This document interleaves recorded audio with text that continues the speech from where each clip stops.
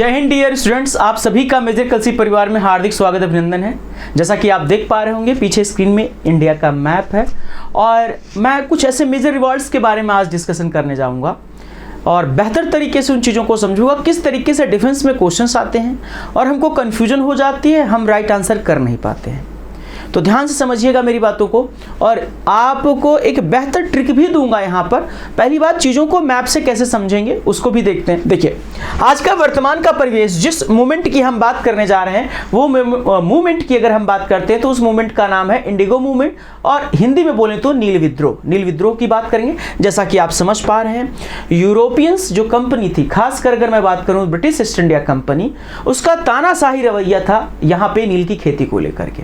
वो जोर जबरदस्ती लोगों से करवाना चाह रहे थे, तो जो यहाँ के हमारे किसान थे उनके विरुद्ध जाकर के खड़े हो गए। और आसान सी भाषा में अगर समझना चाहे तो ऐसे समझे कि उसी से एक नील विद्रोह, नील की खेती के लिए की गई थी और विद्रोह हुआ था तो नील विद्रोह जुड़ा है। इंग्लिश में बोलेंगे इंडिगो रिवॉल्ट। ठीक है, अब बेहतर सी बात ये समझिएगा, आज वर्तमान का परिवेश अगर आप देखते हैं प्यारे बच्चों तो वेस्ट बंगाल आप देख पाएंगे और ये बांग्लादेश। अगर आप पीछे थोड़ा सा जाएंगे बेटा, जिस समय की मैं बात कर रहा हूँ, इस मूवमेंट की बात करूंगा, तो उस समय ऐसा कुछ आपको देखने को नहीं मिलेगा। ये पूरा हमारा अखंड भारत हुआ करता था, तो यानी कि बंगाल बोल लें आप, बंगाल।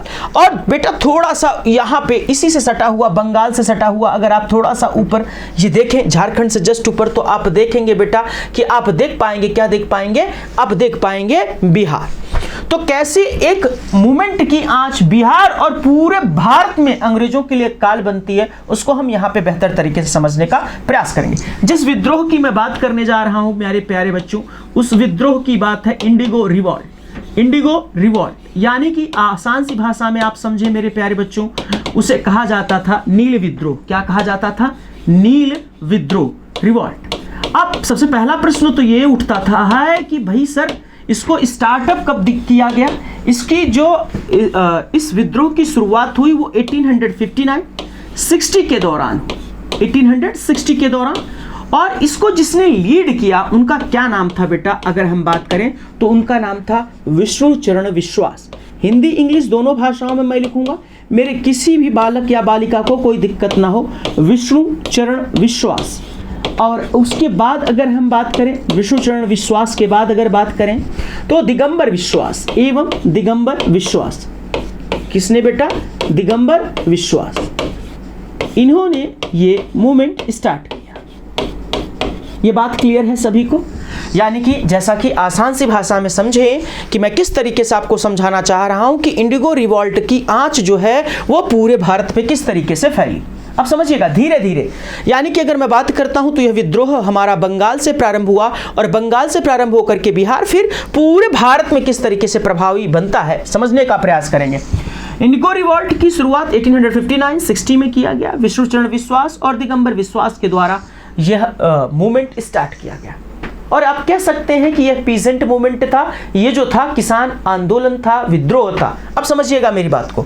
आगे की ओर अगर मूव ऑन करते हैं तो यहाँ पे इसी विद्रोह का खागा बदल जाता है कई वर्षों के बाद।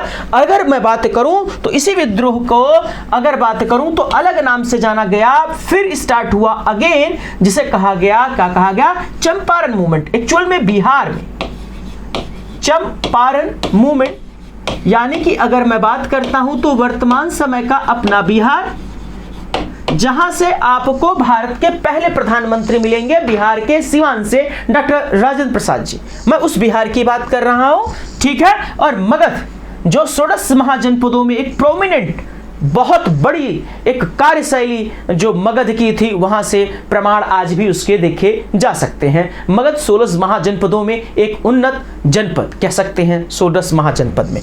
तो यानी कि चंपारण मूवमेंट की शुरुआत कब हुई? 1917 में। और इसको प्रारंभ किसने किया? इसको प्रारंभ किया बेटा विष्णु चरण विश्वास ने। तो वहां प्रारंभ किया था, यहां पे किसने? राजकुमार शुक्ला ने। किसने बेटा? राजकुमार शुक्ला जी ने प्रारंभ किया। किसने? राजकुमार शुक्ला।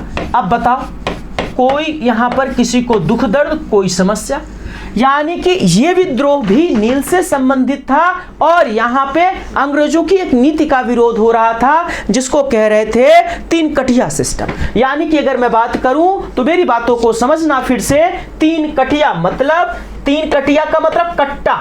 अब आप समझ रहे हो ना, वो देसी कट्टा नहीं जिसकी मैं बात कर रहा हूं, कटिया का मतलब 20 कट्ठा में से 3 कट्टा, मतलब 1 बीघे में 20 बिस्वा, तो 20 बिस्से में 3 बिस्से पे नील की खेती करना जरूरी था। यही था 3 कटिया सिस्टम और इसी व्यवस्था का विरोध हो रहा था। अब समझिए, आपके डिफेंस में क्वेश्चन अगर पूछता है ईयर या किसने लीड किया तो ठीक है, हालांकि चंपारण मूवमेंट से महात्मा गांधी भी जुड़े, लेकिन जो सबसे इंटरेस्टिंग बात जो डिफेंस के एग्जाम में पूछी जा चुकी है, 2 प्रश्न याद रखिएगा क्या है।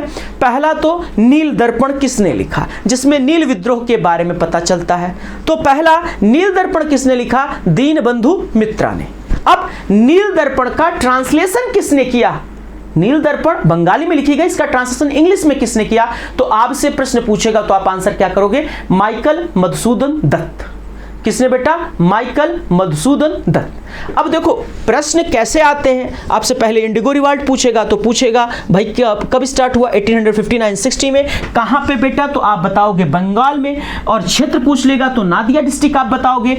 अब उसके बाद कहां प्रारंभ हो गया, हम बिहार के चंपारण में। किसने चालू किया, राजकुमार शुक्ला जी ने। कब प्रारंभ हुआ, 1917 में।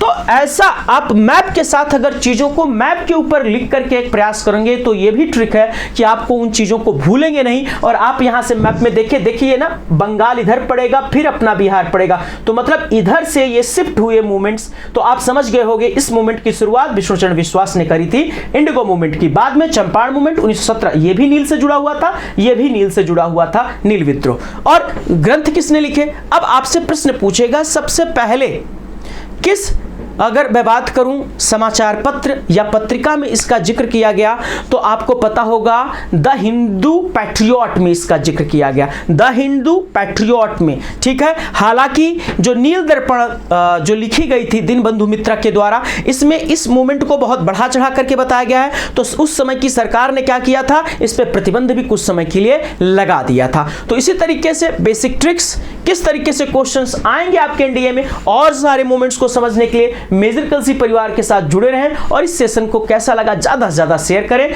किस तरीके से चीजों को पढ़ना है इस तरीके से एनालिसिस करके पढ़ें। अब फिर अगले ट्रिक और टेक्नोलॉजी के साथ मुलाकात होगी, तब तक के लिए थैंक यू सो मच। जय हिंद, जय भारत।